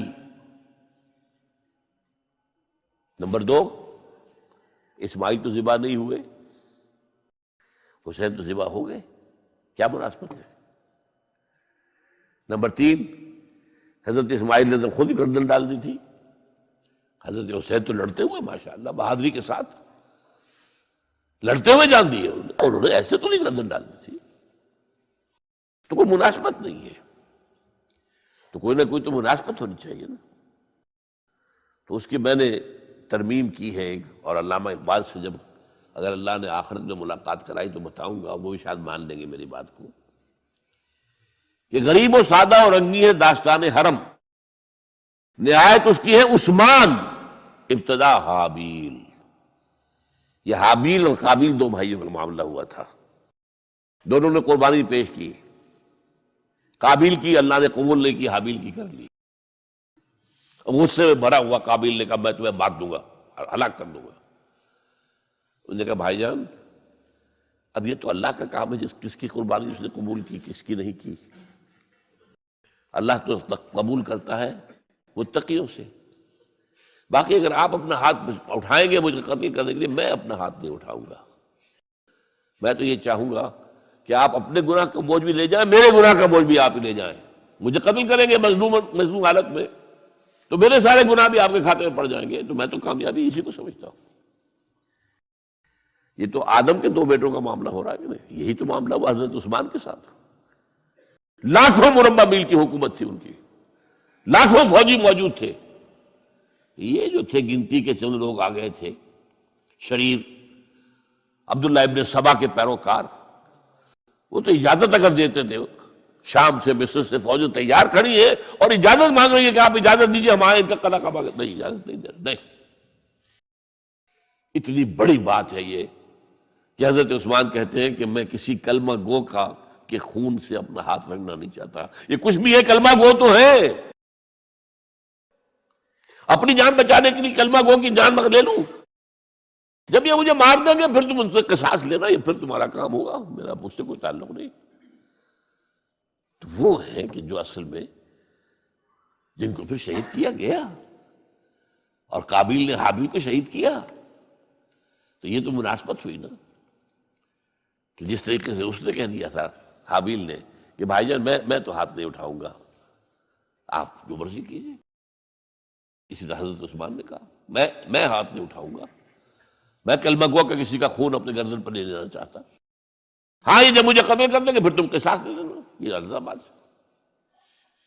تو میں نے اس شعر کو یوں کیا ہے. اب غریب و سادہ و رنگی ہے داستان حرم، پہلا مصرع تو یوں کا تو ہے. نہایت اس کی ہے عثمان ابتدا حابیل. حضرت اسماعیل تو ہوئے ہی نہیں نہ شہید ہوئے نہ ذبح ہوئے، وہ تو ہوئے ہی نہیں. واقع نہیں، وہ تو ایک امتحان تھا جو اللہ نے لیا اور چھری نے کاٹا ہی نہیں. اچھا اب آئیے اس بات کی طرف اب حضرت ابراہیم کو اللہ تعالیٰ نے ایک نیا پروجیکٹ دے دیا، ٹاسک، اسائنمنٹ. وہ یہ کہ یہ جو بیت اللہ ہے اس کی تعمیر اصلاً کی تھی حضرت آدم نے علیہ الصلوۃ والسلام. چنانچہ سورہ آل عمران میں فرمایا گیا ان اول بیت وضع للناس للذی بمکہ مبارکا وہدی للعالمین. پہلا گھر جو بنایا گیا لوگوں کے لیے وہ ہے کہ جو مکے میں ہے. لوگوں کے لیے کیا مانی؟ اللہ کی عبادت کے لیے، توحید کے مرکز کے طور پر. ظاہر بات ہے حضرت آدم اللہ کے نبی تھے تو کوئی نہ کوئی نماز کی شکل تو تھی نا ان کے ہاں بھی، ہمارے ہاں بھی ہے. انہوں نے یہ گھر بنایا. اس کے بعد سیلابوں میں اور بہت عرصہ گزرنے کے بعد، کیونکہ اس کے بعد جو زیادہ رہا معاملہ انبیاء کا، نبوت کا، وہ رہا ارض فلسطین سے متعلق رہا. آپ کو معلوم ہے حضرت اسماعیل کے بعد سے لے کر حضور تک کوئی نبی رسول عرب میں تو آیا ہی نہیں. لہذا یہ ہے کہ یہ جو ہے یہ گھر یہ اس کے بعد جو ہے عرصے تک چونکہ پڑا رہا. حضرت آدم کے بعد پھر سیلاب کی وجہ سے بہہ گیا. عمارت اوپر کی رہ گئی، ختم ہو گئی، بہہ گئی، بنیادیں رہ گئی تھی. اس لیے کہ یہ جو حضرات وہاں جاتے ہیں ان کے علم میں ہے کہ اصل میں جو طائف ہے اونچائی پر ہے، پہاڑی مقام ہے، سید افزا مقام ہے. بارش جب ہوتی ہے تو اس کا پانی جو آتا ہے وہ سیل کہلاتا ہے، وہ مکے سے ہو کر گزرتا ہے. جنت المالا کی طرف سے ڈھلوان ہے، پانی یہاں سے گزرتا ہے. اور یہ مکہ جو ہے کعبہ یہ عین یوں سمجھیے کہ ایک پیالے کے عین نیچے جو ہے باٹم میں وہاں پر یہ کھڑا ہوا ہے، چاروں طرف پہاڑ ہے. تو سیلاب کی راہ گزرتی ہے.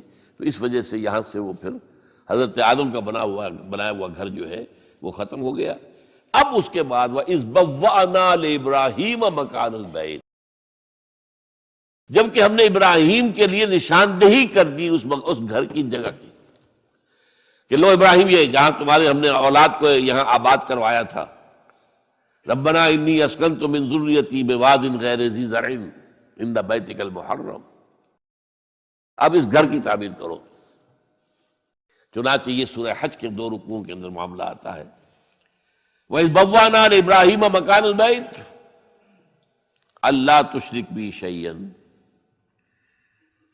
وَطَهِّرْ بَيْتِيَ لِلطَّائِفِينَ وَالْقَائِمِينَ وَالرُّكَّعِ السُّجُودِ.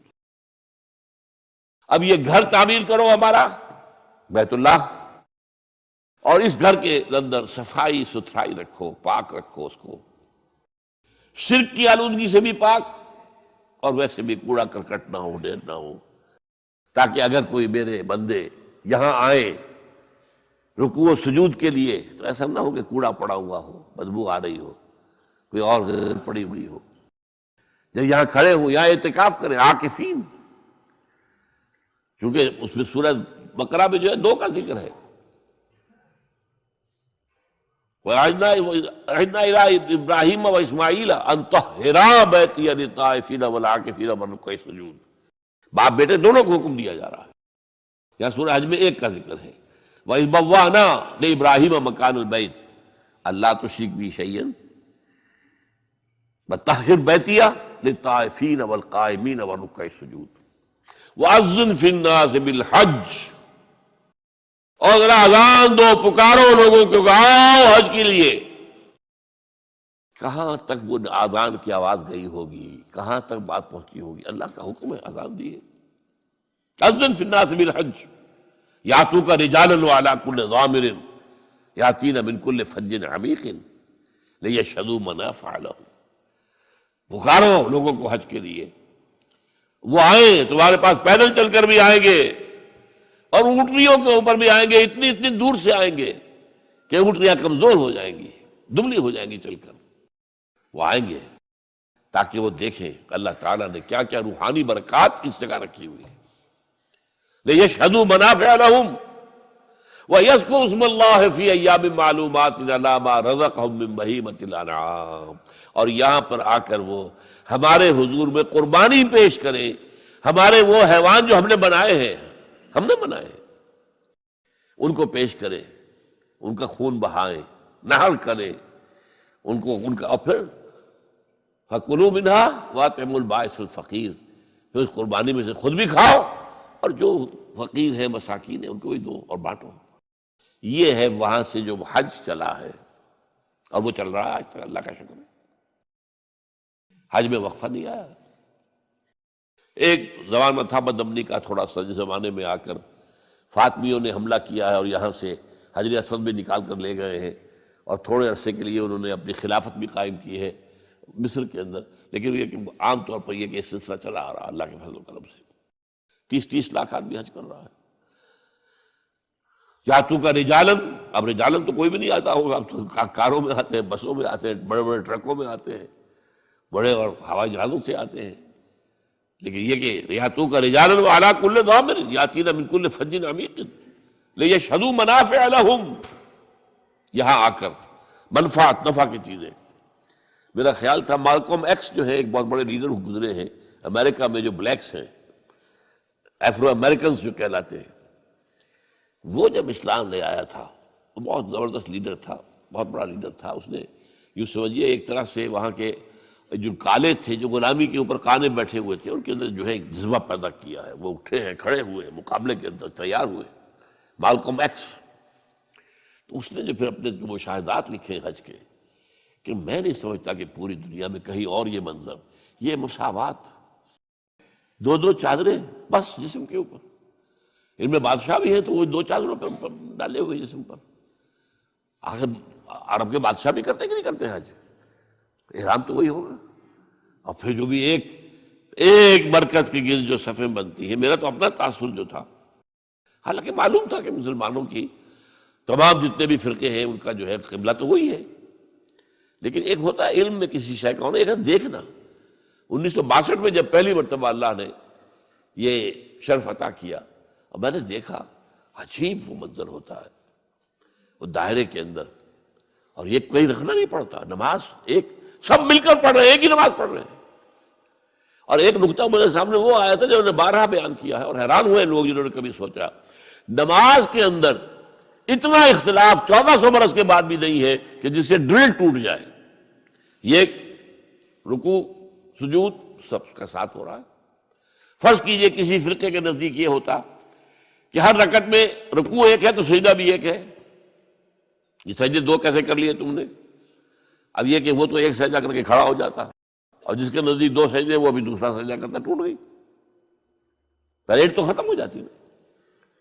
اگر کسی کے نزدیک یہ ہوتا کہ جیسے سجدے 2 ہیں رکوع بھی 2 ہیں، تو وہی بات ہو جاتی کہ کچھ لوگ تو رکوع کرنے کے بعد دوسرا رکوع کرتے، اور کچھ لوگ جو ہے وہ سجدے میں، یہ ناداں گر گئے سجدے میں جب وقت قیام آیا، وہ یہ سمجھیں گے۔ یہ عجیب بات ہے، پوری دنیا، اور 1400 برس سے زائد عرصہ گزر گیا، اور اس نماز نہ تو نماز کے اندر کوئی فرق آیا ہے اتنا کہ مل کر نہ پڑھ سکے، شیعہ، سنی، حنفی، شافعی، مالکی، جعفری، زیدی، ظاہری، عباضی، کم سے کم یہ 8 جو ہے فقہ ہیں دنیا میں اس وقت، 4 اہل سنت کی ہے، 4 ان کے باہر کی ہے۔ جعفری شیعہ عام جو ہے اثنا عشری، زیدی ایک اور شیعہ کی شاخ ہے زیدیہ، ایک عباضیہ ہیں، یہ جو ہے ہوتے تھے جو جن کے کفر کے اوپر جو ہے امت کا اجماع ہو گیا تھا، خارجی، ان خارجیوں میں سے کچھ لوگ باقی بچے ہوئے جو نرم ہیں، ان کے اتنے سخت معاملات نہیں تو پہلے ہوتے تھے، وہ عباضی کہلاتے ہیں۔ سلطنت عمان جو ہے وہ عباضی سلطنت ہے۔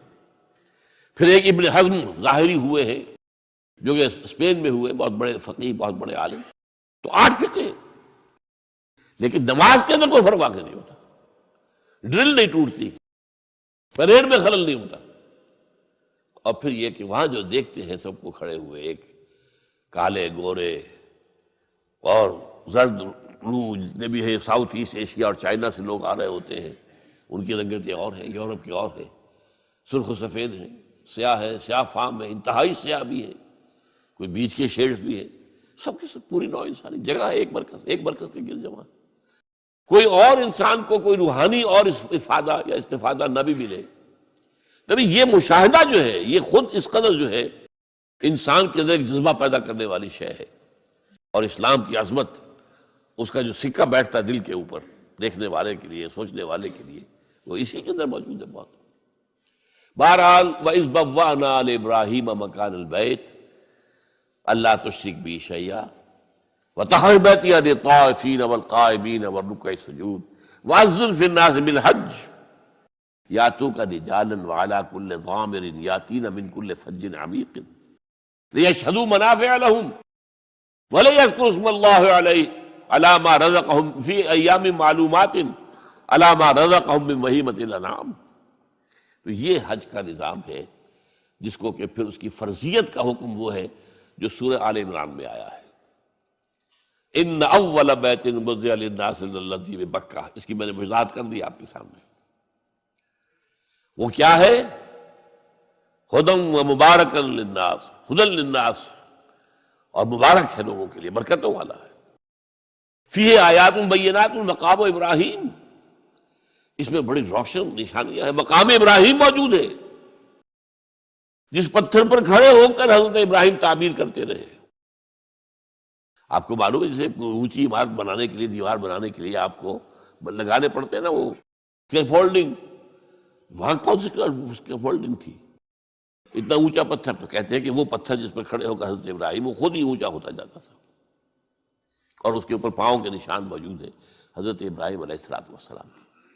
اب یہ چیزیں پھر صفا و مروہ، جہاں پر کہ وہ حاجرہ، وہ اللہ کی بندی بچے کو جب وہ تڑپتے ہوئے دیکھ رہی تھی کہ پینے کے لیے پانی نہیں ہے، کیا کریں؟ اور غذا تو دور کی بات ہے، پانی نہیں ہے، پیاسا تڑپ رہا ہے. دوڑتی ہوئی چڑھتی تھی صفا پہاڑی کے اوپر. اب تو وہ پہاڑیوں کے نشان رہ گئے نا صرف، باقی درمیان میں سے سارا کا جو ہے وہ بھر گیا، بازار بن گیا. بہترین جو ہے وہاں پر اب جو ہے خوبصورت قسم کے ٹائلوں والے فرش لگے ہوئے ہیں. اب صفا کے اوپر ایک اور منزل اوپر بنا دی گئی ہے، لیکن اس وقت کیا ہے؟ پہاڑیاں تھی، کوئی درخت بھی نہیں، کوئی گھاس بھی نہیں. دوڑ کے ادھر گئی، دیکھا ادھر کوئی انسان کوئی نظر آ جائے اس کو میں آواز دوں وہ پانی لے کے آئے میرے بچے کے لیے. نہیں ہے. دوڑی آئی، پھر نیچے آ کر پھر دوسری پہاڑی پر چڑھ گئی مروہ کے اوپر. وہاں پر جا کے جھانکا، کوئی 7 چکر اس اللہ کی بندی نے لگائے. یہ ان کی یاد منائی جا رہی ہے. ان الصفا والمروہ من شعائر اللہ فمن حج البیت او اعتمر فلا جناح علیہ ان یطوف بہما ومن تطوع خیرا فإن اللہ شاکر علیم. یہ وہ یاد ہے حضرت ابراہیم کی پوری زندگی کا معاملہ. یہ جو شیطانوں کو پتھر مارے جا رہے ہیں، جب حضرت اسماعیل کو لے کر نکلے ہیں حضرت ابراہیم ذبح کرنے کے لیے، تو شیطان نے 3 جگہ پر آ کر انہیں روکا. کیا کر رہے ہو؟ کہاں جا رہے ہو؟ غلط کام کر رہے ہو. اور انہوں نے کنکر ماری اس سے، دفع ہو جاؤ. وہاں پر وہ جو 3 نشان ہے، وہ جو رمی جمرات ہو، یہ سب کیا ہے؟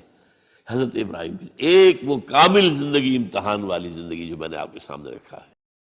یہ اس کے مختلف ادوار، اس کے مختلف مواقع، اس کے جو ٹرننگ پوائنٹس ہیں، ان کو اللہ تعالیٰ نے اس میں محفوظ کر دیا قیامت تک کے لیے. تو فرمایا ان اول بیت وضع للناس الذی ببکۃ مبارکا وہدی للعالمین فیہ آیات بینات مقام ابراہیم ومن دخلہ کان آمنا. یہ وہ ہے معجزہ، جو شخص بھی حرم میں داخل ہو جائے اس کے لیے امن ہے. بدترین دور بد امنی کا جو ہوتا تھا عربوں کے اندر، اس میں بھی اگر فرض کیجئے کہ آپ کے والد کو کسی نے قتل کیا تھا اور عرب کے اندر پھر اس کا انتقام لینا جو ہے وہ لازم تھا. وہ ڈھونڈتا پھر رہا ہے آپ کے والد کے قاتل کو، کہیں نہیں مل رہا ہے. اب اسے نظر آ گیا حرم کے اندر وہ ہے، وہاں وہ کچھ نہیں کہے گا، اسے کچھ نہیں کہے گا. یہ امن کی جگہ، دار الامن ہے. وہذا البلد الامین، لا اقسم بہذا البلد، یہ البلد جو ہے مکہ بلد الامین ہے، تو امن والا. من دخلہ کان آمنا وَلِلَّهِ عَلَى النَّاسِ حِجُّ الْبَيْتِ مَنِ اسْتَطَاعَ إِلَيْهِ سَبِيلًا. اور اللہ کی طرف سے لوگوں پر ایک ذمہ داری ہے، بوجھ ہے کہ وہ اس کے گھر کا حج کرے جو بھی اس کے لیے استطاعت رکھتا ہو سفر کی. اگر اس کے پاس سفر کا خرچہ موجود ہے، اور جو غیر حاضر رہے گا، پچھلے دنوں میں تو 4 مہینے لگتے تھے، اب تو 40 دن عام طور پر ہے. اور جو ہوائی جہازوں سے جاتے ہیں وہ تو 8-10 دن کے اندر حج کر کے واپس بھی آ جاتے ہیں. لیکن یہ ہے کہ پہلے جاتے تھے، اور پہلے تو یہ ہوتا تھا کہ جو چلا گیا سمجھیے اس کا واپس آ جانا جو ہے وہ ایک نئی زندگی ہے، کیونکہ بدامنی ہوتی تھی وہاں پر جو ہے، جب تک یہ سعودی حکومت نہیں بنی تھی تو وہاں بدامنی تھی، حاجیوں کے قافلے لوٹ لیے جاتے تھے، حاجی قتل ہو جاتے تھے۔ انہوں نے آ کر کم سے کم یہ کیا کہ امن و امان قائم کیا، اسلامی سزائیں رائج کی۔ جس بستی کے پاس قتل ہوا ہے، اگر وہاں کے لوگوں کو سب کو جمع کر لیتے تھے، سارے بڑے چودھری لوگ، یا تو تم تلاش کر کے بتا دو کون قاتل ہے، ورنہ تم سب کو قتل کر دیا جائے گا، تو وہ قاتل حاضر کر دیتے تھے۔ اب کون قتل کرے گا؟ اب یہ اس طریقے اسلامی سزاؤں کا معاملہ تو یہ ہے۔ تو اس حوالے سے اب وہاں پہ امن ہے، بالکل کوئی چوری چکاری بھی نہیں۔ البتہ ہمارے اب بہت سے لوگ جو وہاں پر ورکرز، مزدوروں کی حیثیت سے جا کے رہ گئے ہیں، وہ کرتے ہیں کام، غلط کام کرتے ہیں، ورنہ وہاں نہ چوری تھی، نہ کچھ نہیں تھا، کچھ نہیں تھا، بالکل نہیں تھا۔ سن 62 کے تک کا دور میں دیکھ کر آیا، کچھ نہیں تھا۔ بلکہ ہمارے جو معلم تھے انہوں نے ایک خاص وقت میں کہا کہ بھائی اب ذرا خیال کر لینا، اپنے بٹوے وغیرہ سنبھال کے رکھنا، اب یمنی آ گئے ہیں، فیہ حرامی، وہ اصل میں چور کو حرامی کہتے ہیں، یعنی حرام خور، تو فیہ عقیل عطاس ان کا نام تھا، فیہ حرامی، ان کے یمنیوں کے اندر چور ہیں، تو ذرا اب خیال رکھنا اپنی جیبوں کا، اس سے پہلے جب تک اب یمنی نہیں آ کوئی یہ جو حج ہے، اب اس کے بارے میں چند منٹ رہ گئے، اس کی خاص بات آپ نوٹ کیجئے۔ دیکھیے اسلام کے 5 ارکان ہیں جو ہم نے پڑھے حدیث کے دوران۔ ایک کا تعلق عقیدت سے، کلمہ شہادت، 4 عبادات ہیں، نماز، روزہ، حج اور زکوٰۃ۔ ان میں ایک فرق یہ ہے کہ 2 عبادتیں وہ ہیں کہ جو ہر مسلمان کو فرض ہے، پیسے والا ہو، بھوکا ہو، قلاش ہو، نماز تو پڑھنی ہے، روزہ تو رکھنا ہی رکھنا ہے۔ البتہ 2 وہ ہیں جو صاحب ثروت لوگ، اگر آپ صاحب نصاب ہیں تو زکوٰۃ دیں گے، ورنہ تو نہیں۔ اور یہ کہ حج بھی آپ کریں گے اگر آپ کے اندر استطاعت ہے کہ آپ اپنی غیر حاضری کے وقت کے لیے بھی اپنے گھر والوں کے پاس چھوڑ کر جائیں، ان کے لیے نان نفقے کے لیے، تب وہ فرض ہوگا، ورنہ فرض نہیں۔ اچھا، ایک اعتبار سے کیا ہے کہ نماز اور زکوٰۃ کا تو بے پناہ ذکر ہے، بار بار ہے، بار بار ہے، بار بار ہے، بار بار ہے۔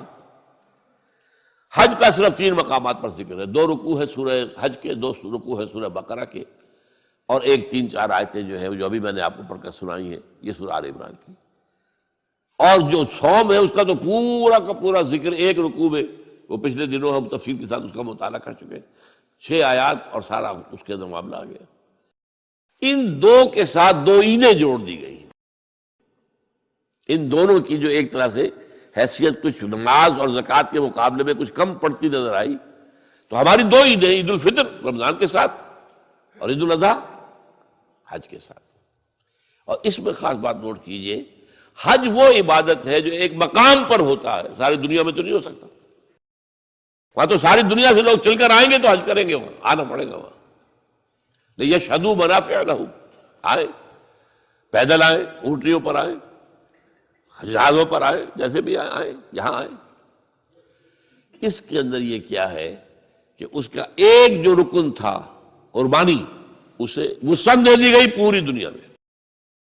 حج وہاں، قربانی ہم یہاں کر رہے ہیں۔ حج تو یہاں نہیں ہو سکتا، یہ قربانی کے ذریعے سے اس کی ایک برکت کو، اس کی ایک شان کو، اس کی ایک کیفیت کو جو ہے، اس کو گویا کہ یونیورسلائز کر دیا گیا پوری دنیا میں، جہاں بھی مسلمان ہیں قربانی دے۔ سنت ابیکم ابراہیم، تمہارے باپ ابراہیم کا طریقہ ہے، اس نے اپنے بیٹے کو قربانی کرنے کے لیے تیار ہو گیا تھا۔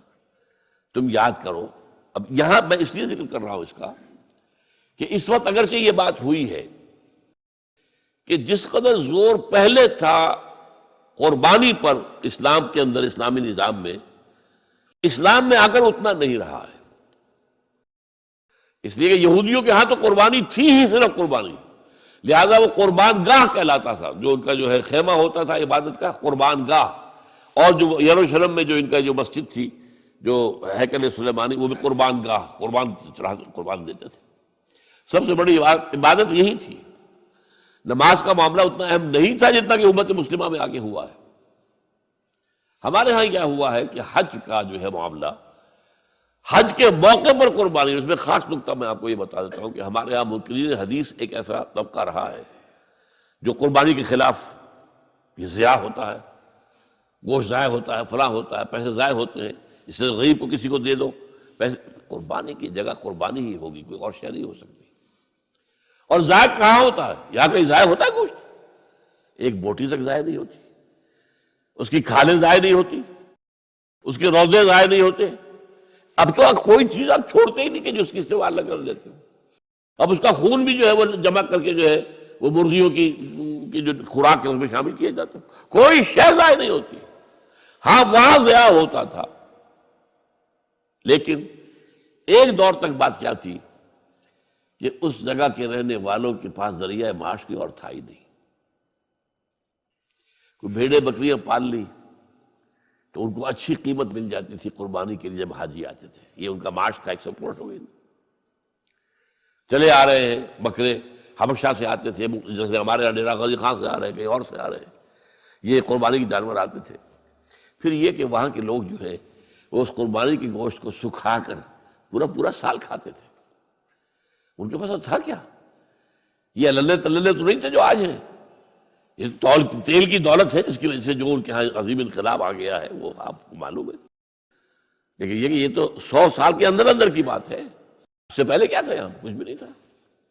حاجی ہی جا کے صدقہ خیرات بھی کرتے تھے وہاں پر، حاجی ہی جو ہے وہ قربانی بکرا خرید رہے ہیں تو وہاں کے لوگوں کو نفع ہو رہا ہے نا۔ پھر گوشت کتنا کھا جائے گا حاجی؟ وہ تو ظاہر بات ہے وہی کھاتے تھے، وہ کھڑے رہتے تھے۔ میں نے خود سن 62 کے اندر دیکھا ہے کہ کھڑے رہتے تھے بدو لوگ آ کر، اور جو بھی جانور دیکھا اس کو فوراً جو ہے وہ لے گئے۔ وہ تو زیادہ ہم لوگ جو کرتے تھے وہ جلدی سے اس کی وہ کھال اتروائی اور کلیجی نکال کے لا کے جو ہے وہ اس کو بھون کر کھا لیا اپنے کیمپ کے اندر۔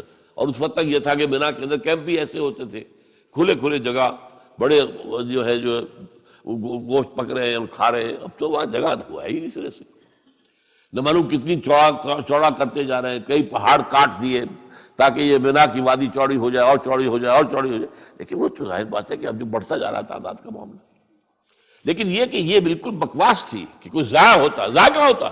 ضائع وہاں ہوتا تھا، اس لیے اس کو وہ کہتا تھا غلام احمد پرویز کہ وہاں جائز ہے۔ بھئی وہاں تو تم جو جس کو جائز کہہ رہے ہو تو ضائع ہونے کا تو اگر معاملہ تھا تو وہاں تھا۔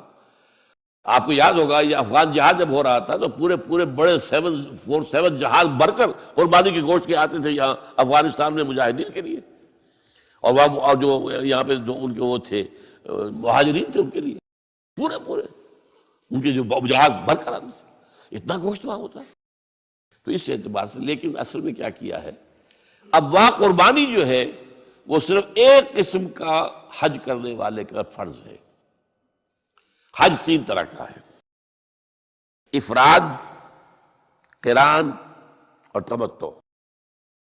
افراد یہ ہے کہ آپ نے حج کا احرام باندھا، اب وہاں جا کر آپ کوئی تمتع نہیں کریں گے، یعنی کوئی عمرہ نہیں کریں گے، وہی وہ احرام باندھے رکھیں گے، 8 ذی الحجہ تک جائیں گے، اس کے بعد مکے جائیں گے، وہاں سے منا اور عرفات آ کر پھر واپس آ کر جو ہے یہ افراد کہلاتا ہے، اس کے اوپر قربانی فرض نہیں ہے۔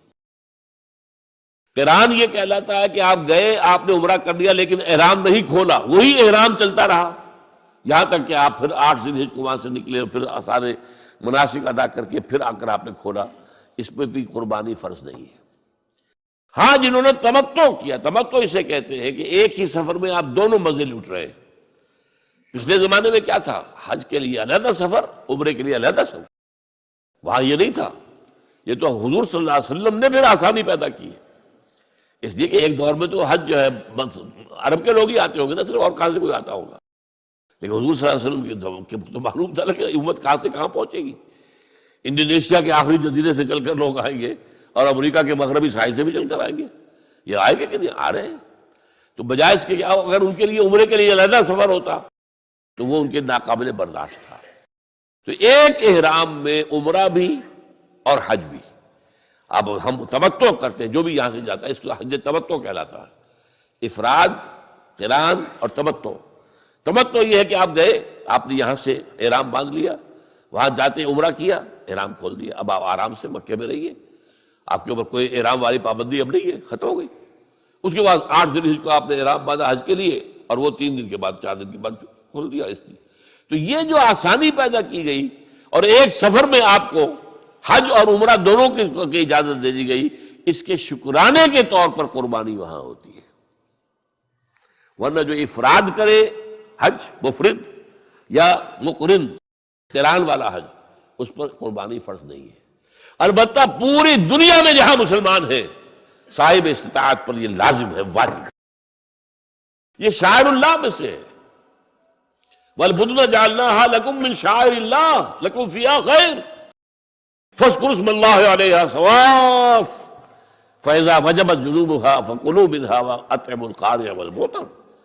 یہ جو قربانی کے اونٹ ہیں، وہاں تو قربانی کے زیادہ اونٹ ہوتے تھے اس وقت حضور کے زمانے میں، یہ تو اللہ کے شاعر میں سے ہے، کعبہ اللہ کا شاعرہ ہے، ان الصفا والمروہ من شعائر اللہ، تو اسی طرح قربانی کا جانور بھی شاعر اللہ میں سے ہے، اللہ کے نام پر ان کے گلوں میں پٹکا باندھ دیا جاتا تھا۔ تو یہ جو ہے کہ یہ اللہ کے نہیں ہے، بیت اللہ کا ہدیہ ہے، وہاں جا رہے ہیں، تو یہ بھی اللہ تعالیٰ کے شاعر میں سے ہے۔ تو یہ عید الاضحیٰ جو ہے، ایک بات تو یہ بڑی پیاری ہے، اس کی طرف سے توجہ دلا رہا ہوں کہ اس دین کا ذرا دیکھیے مزاج۔ 2 سالانہ عیدیں، یہ ہوتا کیا ہے اس میں؟ کوئی کھیل ہوتے ہیں، کوئی ڈرامے ہوتے ہیں، کوئی کیا ہوتا ہے؟ کچھ نہیں، 2 رکعت نماز، جاتے آتے تکبیرات، کبر ہو تکبیرہ وَلِتُكَبِّرُوا اللَّهَ عَلَى مَا هَدَاكُمْ، یہ یہاں بھی آیا ہے، سورہ بقرہ میں بھی آیا۔ تو یہ سارا معاملہ جو ہے 2 رکعت نماز، آپ نے اجلے کپڑے پہنے، نہائے دھوئے گئے، نماز پڑھی 2 رکعت، خطبہ سن رہا ہے، یہ عید ہے۔ کوئی یہاں پر کوئی جو ہے وہ ہنگامہ نہیں، کوئی جشن نہیں، کوئی گانے بجانے نہیں، کچھ بھی نہیں، یہ سادگی، اللہ کی تکبیر، اللہ کا حمد۔ بعد 2 رکعتیں بھی ہیں تو 6 اضافی تکبیرات کے ساتھ ہیں۔ 2 رکعتوں میں جو تکبیرات ہوتی ہیں آپ کی، تو عام طور پر تو ایک ہی تکبیر ہے نا، یا پھر اہل حدیث حضرات جو ہے وہ تکبیریں، اہل حدیث کے 12 تکبیرات ہیں اضافی عیدین کے لیے۔ بہرحال یہ عید الاضحیٰ جو ہے، یہ ہمارے اندر اس روح قربانی کو باقی رکھنے کے لیے ہے۔ ہوا کیا ہے اس 1400 سال میں بدقسمتی سے؟ ایک طرف تو شکر ادا کیجئے کہ کم سے کم دین کا ڈھانچہ برقرار ہے، حج ہو رہا ہے، 30 لاکھ آدمی حج کر رہے ہیں، عمرہ ہو رہا ہے، لاکھوں آدمی عمرہ کر رہے ہیں، یہاں ہمارے ہاں 25,000 کا شہر اعتکاف آباد ہو جاتا ہے۔ چلیے، اسلام کا ڈھانچہ تو کچھ نہ کچھ ہے نا، روح نہیں ہے۔ نماز و روزہ و قربانی و حج یہ سب باقی ہے، تو باقی نہیں ہے۔ عقل و دل و نگاہ کا مرشد اولی ہے عشق، عشق نہ ہو تو شرع و دین متقدہ تصورات۔ یہ روح جو ہے اللہ کی محبت، اللہ کے ساتھ وفاداری، اللہ کے لیے ہر شے قربان کرنے کو تیار ہونا۔ ان صلاتی و نسکی و محیای و مماتی للہ رب العالمین، جب تک یہ روح نہیں ہوگی، اسی لیے فرمایا سورہ حج میں لن ینال اللہ لحومها ولا دماؤها ولکن ینالہ التقوی منکم۔ دیکھو تم اونٹ اگر ذبح کرتے ہو یا بکرا یا کوئی اور چیز، بیل گائے، اللہ تک ان کا نہ گوشت پہنچتا ہے نہ خون، لن ینال اللہ لحومها ولا دماؤها ولکن ینالہ التقوی منکم۔ ہاں، اگر تقوی تمہارے اندر ہے وہ اللہ تک پہنچ جاتا ہے، وہ روح تقوی وہ ہے نہیں۔ ایسا بھی ہوگا کوئی بہت بڑے سیٹ ہوں گے، وہ کوئی 50,000 کا میڑا خرید کر، اور پھر اس کو جو ہے وہ اس کو مہندی لگا رکھی ہے اور رنگ لگا رکھے ہیں اور ریشمی چادریں ڈالی ہوئی ہیں اور لے کر پھر دکھا رہے ہیں کہ اس شان کی قربانی ہم دیں گے۔ یہ تو سب دکھاوا ہے، اگر وہ اس میں وہ روح نہیں ہے تو کچھ نہیں ہے، ڈھیلے کی اس کی کوئی قدر و قیمت ہی نہیں ہے۔ تو اللہ تعالی ہمیں ان عبادات کے اندر اصل روح جو ہے وہ پیدا کرنے کی توفیق عطا فرمائے، اور اللہ تعالیٰ جن کو بھی حج کی توفیق دے ان کو بھی جو حج مبرور ہو، اس لیے کہ کہا گیا ہے یہ کہ چند افعال ایسے ہیں کہ جن سے گزشتہ زندگی کے سارے گناہ معاف ہو جاتے ہیں۔ ایک کیا ہے؟ ایک شخص کفر سے اسلام میں آئے، اب ظاہر بات ہے اسلام لانے سے پہلے کہ اس کی زندگی جو ہے کفر کی، شرک کی جو بھی تھی معاف ہو گئی، بات صاف ہو گئی۔ نمبر 2، حج مبرور، وہ حج جو اللہ کے یہاں قبول ہو جائے۔ لیکن وہ حج کون سا ہوگا؟ حلال کی کمائی سے کیا گیا، اس میں ساری شرائط ملحوظ رکھی گئی. فلا رفث ولا فسوق ولا جدال فی الحج، نہ لڑائی جھگڑا ہو نہ کوئی اور ہو. آپس میں جھگڑتے ہیں وہاں پر. ٹیکسی کی ہے 5 آدمیوں نے، اب آپ کو معلوم ہے کہ پچھلی سیٹ پر 3 میں جو درمیان میں بیٹھا ہوا ہے وہ تو ایسے جیسے کہ اونٹ کے کوہان پر بیٹھا ہوا ہے، تو وہ لڑتے ہیں کہ اب مجھے باری دو. یہ ساری چیزیں جو ہے یہ اگر وہ روح تقویٰ ہے تو پھر نہیں ہوتی. آپ اپنے بھائی کو اپنے اوپر ترجیح دیجیے اور اس میں اپنے ایثار کیجیے، آپ اپنے لیے اللہ تعالیٰ کے ہاں اجر و ثواب زیادہ بنا لیں گے. تو اس حوالے سے حج کو کہا گیا حج مبرور، کہ کوئی شخص جو ہے اگر حج ایسا کر لے، ایسا پاک و صاف، تو وہ پھر ایسے ہو کر آتا ہے کہ جیسے کہ اس نے ابھی وہ اس کی ولادت ہوئی ہے، اس کا پچھلا پوری زندگی کا حساب کتاب صاف ہو جاتا ہے. لیکن اگر وہ کمائی کی جو ہے حلال کی نہیں ہے تو اس کے لیے بھی حدیث سن لیجیے. حضور نے نقشہ کھینچا ہے کہ ایک شخص ہے حج کے لیے آیا ہے، دور سے آیا ہے، اشغث اغبرا یطیل سفرا، بڑا لمبا سفر کر کے آیا ہے، بال غبار آلود ہے، کیونکہ وہ ہوائی جہاز سے تو آتے نہیں تھے، وہ تو اونٹ کے اوپر سفر کر کے آتے تھے. تو اندازہ کیجیے کیا ان کا حلیہ بن جاتا ہوگا. نہاتے بھی نہیں تھے، مبادا کوئی بال ٹوٹ جائے.